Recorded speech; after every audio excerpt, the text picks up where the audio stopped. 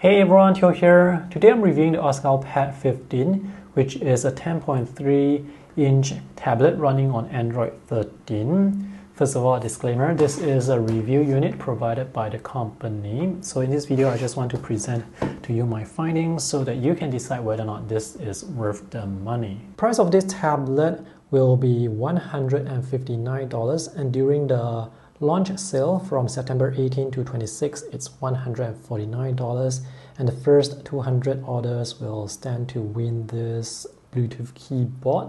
And for the price you pay, you will get the Unisoc T606 processor, 8 gigs of RAM, 256 gigs of storage. Alright, let me give you the bottom line up front. So I've been using this tablet for almost 2 to 3 weeks now.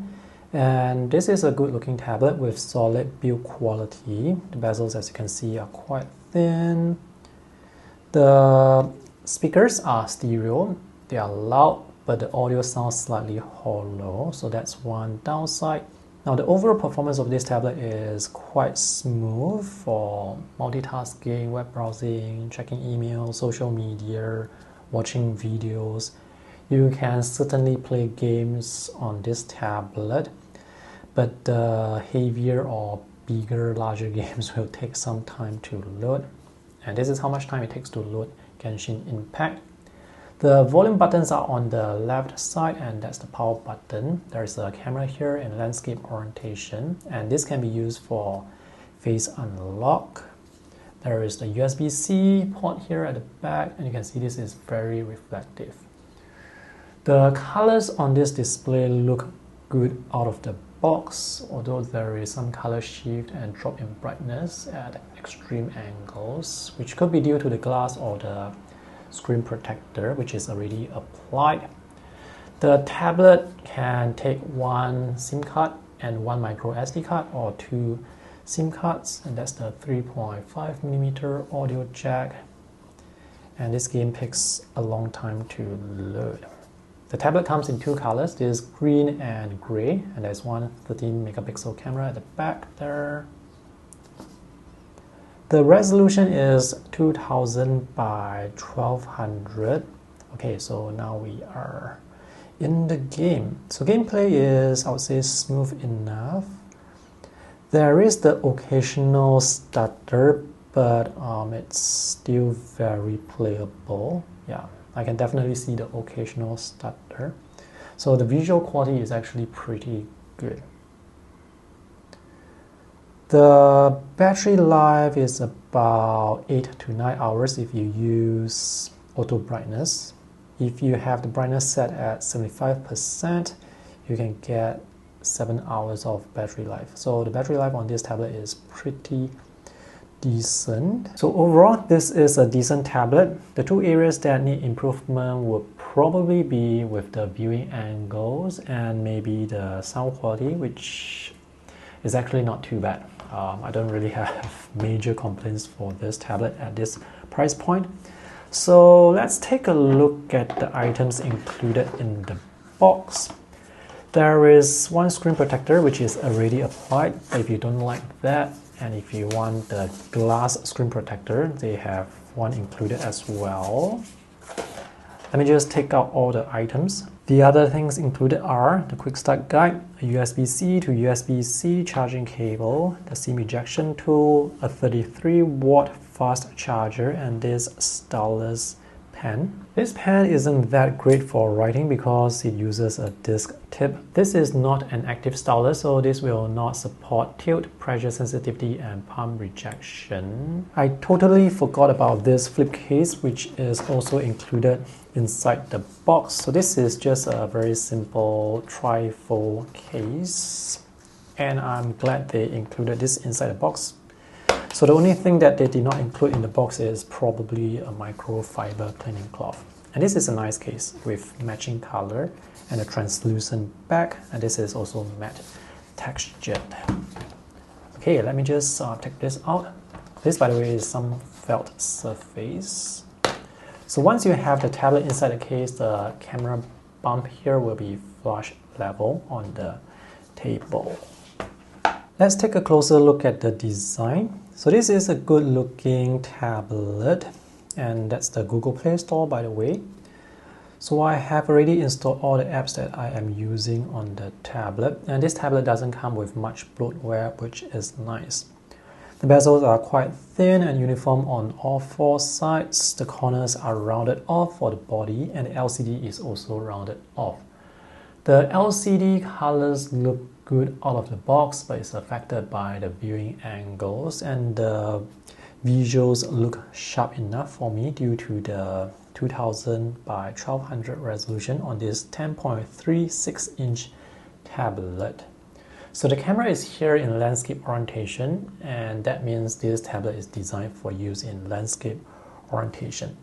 The volume buttons are here by the left side, and that's the power button, and there is one speaker here on the left, another one on the right side, so you can get stereo mode with the audio, and the audio quality sounds loud but sounds slightly hollow to my personal preference, but the audio is actually not too bad.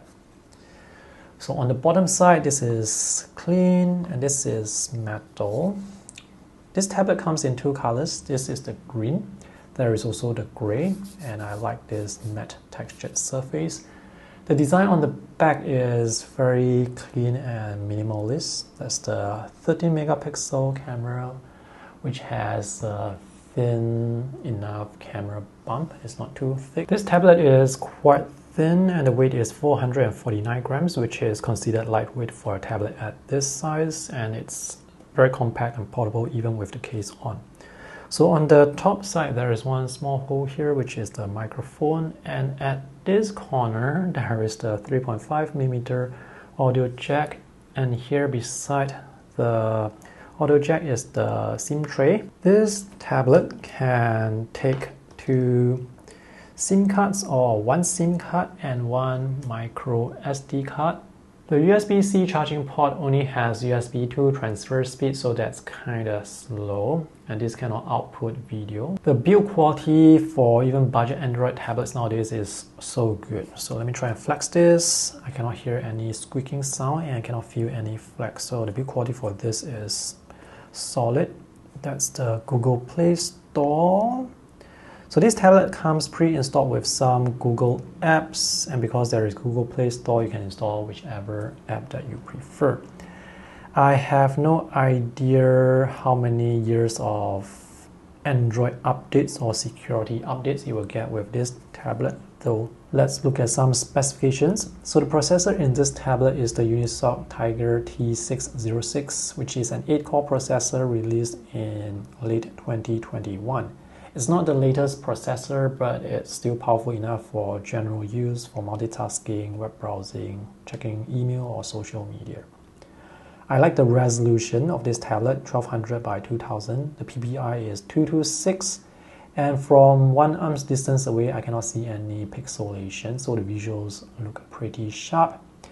There is 8 gigs of RAM with this tablet and 256 gigs of storage. And because there is the micro SD card slot, you can add more storage if you need to. This tablet is running on Android 13. The battery life is pretty good. I'm able to get about 8 to 9 hours with auto brightness. I don't have any benchmarks or performance numbers for you, so all I can say is the overall performance is pretty smooth. This is multitasking mode. One thing I don't like about this is I have to swipe left and right to see all the apps. I don't see the small thumbnail layout, which is more useful. So let's check out the loading speed. Let's go to the Blackview website. The download speed for the internet is, I would say, fast enough. Here you can see the image is not loading. Okay, it just loaded. So the download speed is fast, but it's not as fast compared to other, oops, what happened there? It's not as fast compared to other Android tablets that I have tested, but some of those tablets are like way more expensive, so the performance here is, I would say, good enough. Scrolling seems fine. Let's have the vertical orientation. So you can see it switches the orientation really quickly, which is nice. If you want to read comics, this is a good size. The text is still big enough, and the colors and the sharpness look good. Refresh rate of the display is 60 Hz. Now this user interface that you see here is the DokeOS, which is actually a very simple UI, and there isn't much features. So if you want more features, you may have to install your own launcher. Let's launch some vertical apps such as Instagram. So this is Instagram. And if I turn the tablet in landscape mode, you can see that the app doesn't rotate. So you have to use this app in vertical orientation. Okay, scrolling seems to be smooth enough. Let's go to the home page. Why is there a lady there? Yeah, the loading speed seems to be good, fast enough. Let's look at split screen mode. Now to use split screen mode, you have to launch the apps you want first, then swipe up, tap here, split left, and choose another app to go on the right side. So this is the split screen mode. And this tablet, for some reason, also has a PC mode or the desktop mode. So this will give you the desktop UI with the taskbar at the bottom. So you can move the window around, scale the window. It's not easy to scale the window. Anyway, PC mode is not very useful on a small display because when you have overlapping windows like this, it's not the best use of space.